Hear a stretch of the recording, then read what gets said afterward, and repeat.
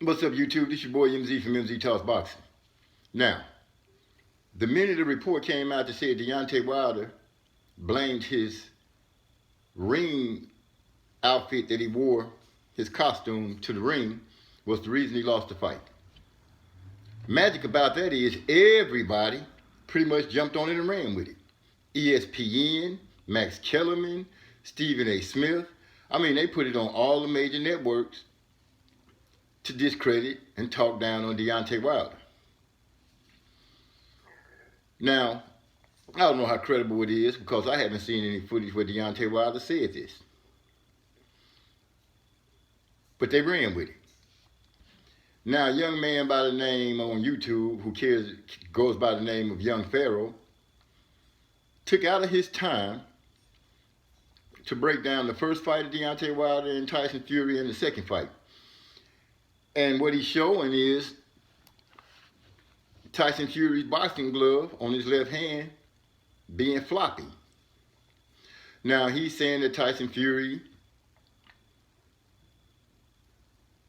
has his fist balled up in like the lower middle part of the glove instead of having his fist fully in the glove. Now, people are saying, well, that would put Tyson Fury at a disadvantage. Well, looking at the fight and hearing his explanation, it makes sense. If you look at the fight and the jabs that Tyson Fury are hitting Wilder with don't seem to affect Wilder at all. It's not until he throws a hook and he hits him with the white tape part of the glove that Wilder seems to be affected by the punch. Prior to that, he's not being affected. Now, Young Pharaoh asked people one question. Explain how that glove is flopping so bad. I've heard people say, oh, that's legal, you can do that. I've heard people say that they just don't see it. Well, he showed it from more than one angle. Then he took the time to go to a gym, put on a glove, and mimic Tyson Fury with the glove full on and the glove full off. But the only time the glove matched Tyson Fury's movement is when he had the glove halfway off. Remarkable that people are still trying to discredit this young man and say that he's just full of shit. But nobody is really giving an explanation on how this is happening. Then they're saying, well, why Deontay Wilder hasn't said anything? Well, as a true warrior, I wouldn't suspect he would. As a true warrior, I would say that he's probably looking at it saying, okay, I should have been prepared for the bullshit like this. Stepping into the ring 42 times, yes, he knows people would try to cheat him, but like we fell for the okie doke and just thought that motherfuckers was trying to use PEDs. A guy that he fought one time and they didn't catch it. Then he fought him for a second time, which he didn't have to give him a rematch. And now these questions are arising.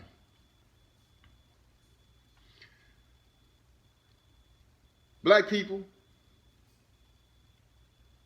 stop going into wars thinking that it's going to be fought fairly.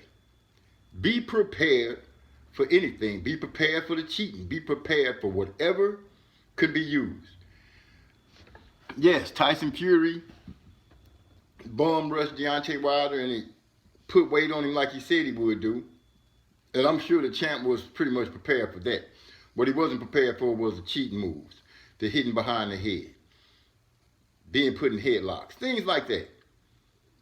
Now, it's a lot of champs, ex-fighters that say that, you know, he should have been prepared and this and that and all this kind of stuff. Well, if you're as truly champion bred as you claim to be, why did none of you guys prepare this champion? Help reach out to him instead of downing him and try to let him know things that he should look for because these things could happen. But we didn't do that. We waited for him to lose and then waited for him to lose and then we all celebrated. Not we all, because I didn't. I'm still like tripping that he lost the way he did on bullshit. If we had a loss fair and square, I wouldn't have nothing to say because I could take a loss like that. I can't take a loss when you cheat me.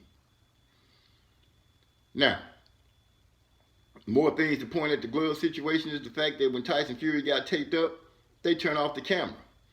But I know y'all heard that man say those cameras are usually on so we can monitor when those fighters are getting taped up, certain things like that.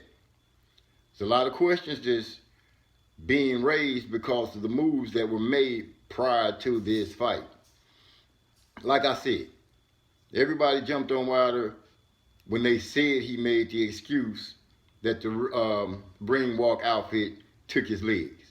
They just dogged him.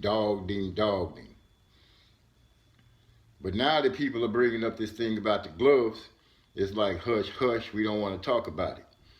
Now, when you talk to the so-called Tyson Fury fans, which I still haven't met many, the first thing they say is, oh, he lost, he got beat, this and that. They really don't want to talk about the fight, because if they talk about the fight, you have to break down the rounds, and then you have to break down certain situations that went on in the fight.